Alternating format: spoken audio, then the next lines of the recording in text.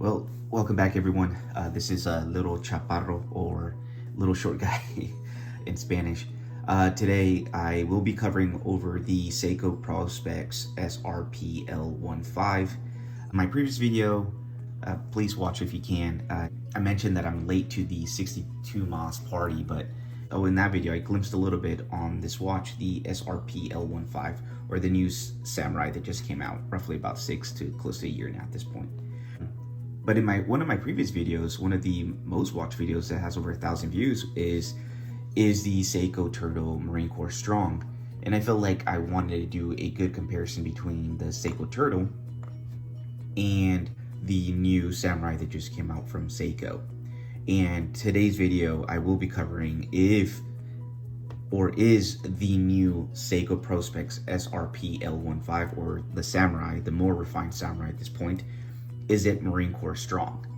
And with that, let me take a little bit closer look. I'll just kind of glimpse into both watches a little bit and start that comparison, because I think that both these watches are a great comparison to each other. They're both entry-level Seiko watches. Obviously, we already know the Seiko Turtle. It's one of the most popular ones, especially the black dial. Seiko's coming out with a multitude of brand new variations of the Seiko Turtle, to include the 50-year or 40-year anniversary of the Jaws movie, but I don't think that it can still beat the regular black dial watch of the Seiko Turtle model, variation basically. But I think that this watch is a fair comparison to the new Seiko Samurai. The previous Samurai is huge in comparison to this one. I guess you can say it's more comparison to the Seiko Turtle. Obviously, I feel like many people gravitate to the Seiko Turtle original versus the original model of the Seiko Samurai. But with that, let me go ahead and take a little closer look. Let's just kind of get closer. Okay, so now we're closer, and we can take a closer look at both dials of these watches.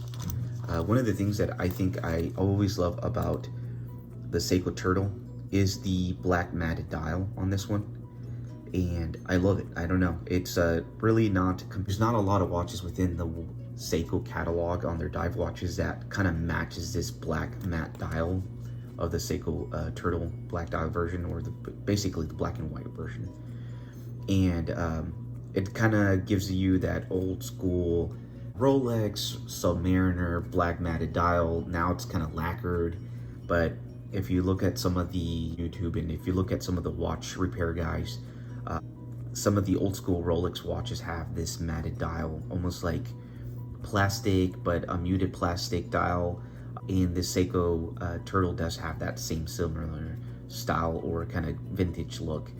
And that's the thing about this one. It's just that vintage look, and it even has that chapter ring within. Again, it's just kind of cool. I just love this one. I had several Seiko Turtles, and I kind of ended up selling them all out and just kept this one. It had several variations, and a blue one. I kind of did a video on the other one, but I had a blue one and I sold that one out, and I just kept the black one. I think that the simple black and white dial of the Seiko Turtle is probably the best. But when we compare the new Seiko Samurai, again, referenced number here, SRPL15, and in my regard, well, in my personal opinion, the underrated one of all the new 4 or 5 new ones that just came out. There's several colors now. There's the blue and there's the green model of the new Seiko Samurai. But to me, this is going to end up being one of the most underrated Seiko Samurais to come out, or the most refined version of it. The reason to me is that, one, it also has that exactly same muted black dial. I love the lume on it. It has that vintage look. The chapter ring inside is black, as well as the exterior on the bezel. It's all muted black with like that kind of graphite kind of color within. And yes, it's PVD coated all around on the dial. I'm not really one to really like cases like this, but in this particular example, I did like it. I think there's a lot, a lot of people buy boots and jackets that are leather, and you wear it over time, you ding them, and eventually you create a patina boots or your jacket. And I believe the same to be with this watch, is that over time you will garner well, you'll end up dinging, scratching this watch, and it'll create its own patina, its own style for you. But with that, little quick measurements here, right? It's, it's only 41.7. Small compared to the previous Samurai, which I think is closer to 43, 44. It's 20 lug size. I mean, so you can put any strap you want.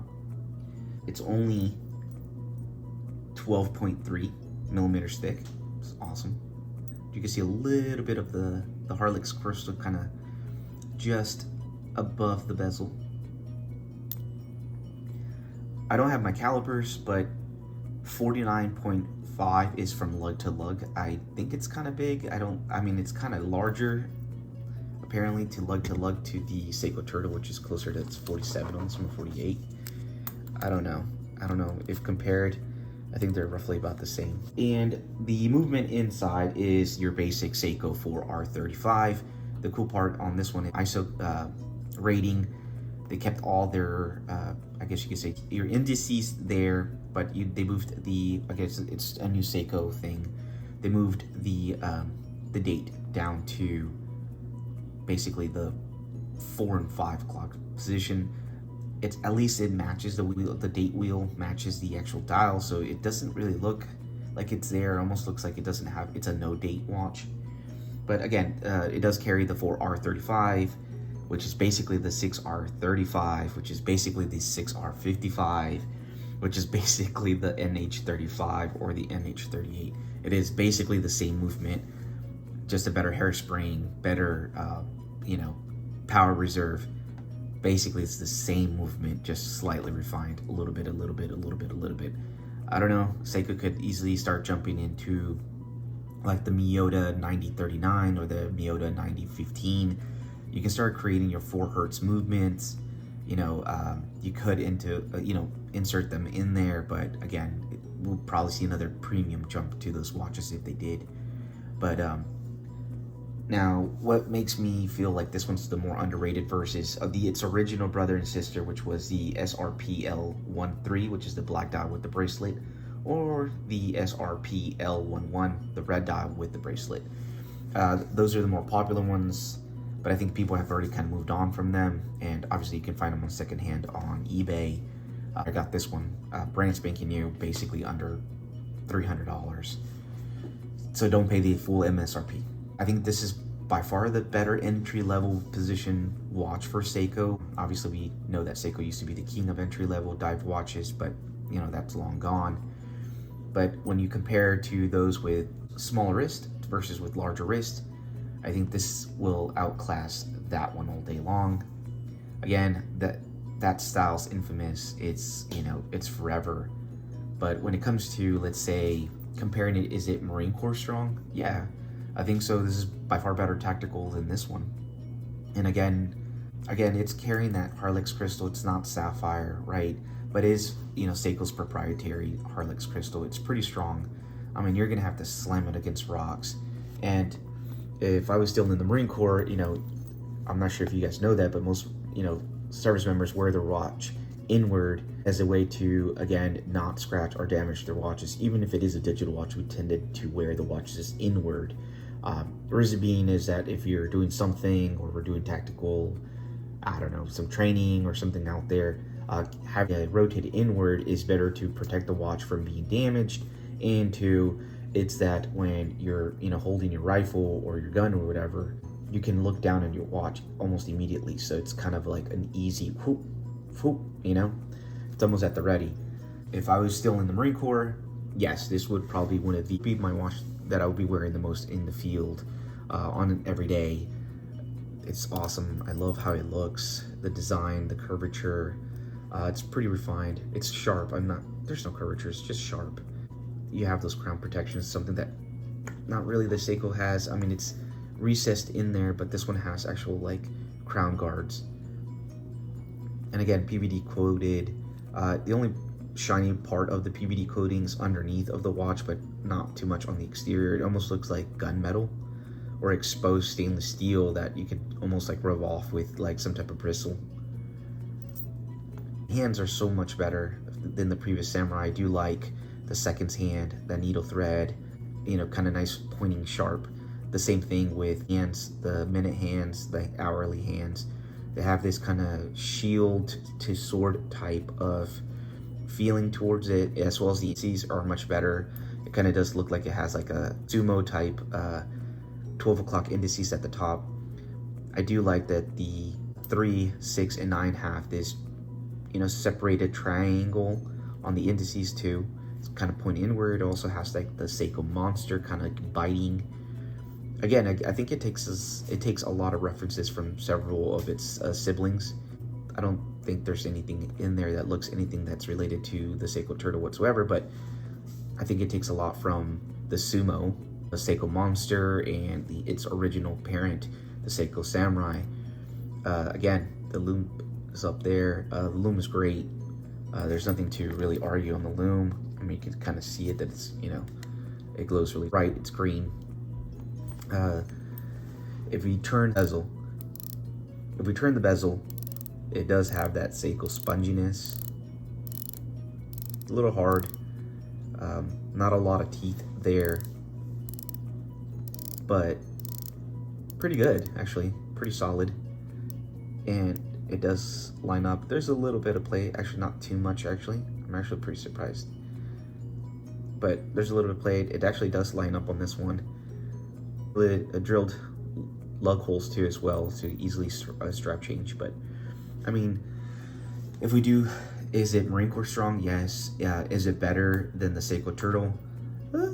I would say yes as well. I mean, I think it's a better entry-level position watch than it is on the Seiko Turtle. If it's better wrist than most watches than the Seiko Turtle. I think, you know, Seiko hit it out of the ballpark with this one. Seiko has now released brand new models of this one too. Now there's a green version. I think it's the Patty edition. There's the blue edition of this watch as well with the bracelet. I think that one's pretty nice too. But again, somebody who loves tons of Seiko type watches, I think that this one is pretty well positioned within the Seiko catalog, and it looks like it's, you know, taken in new form too, because I mean, Seiko's now kind of, you know, rendering out new color editions, and I think that when you compare it to, like, let's say a Seiko PB1543, and where it falls, like, you know, that's your entry, that's your kind of topper end of the pro spec before you start to head into the luxe versions of it. I think it's kind of nestled right before the Seiko Turtle. Not that it's a better version, lesser version than this one, but easier, accessible, wearable to most people. Because kind of how I see it, right? You start to see more refinement as you get to the SPB 143 and the new 62 models of this watch. But where does it fall? I think it starts in the entry level. And with that, thanks for stopping by. That was my quick review, well, quick, right, of the new Seiko Samurai. Thanks.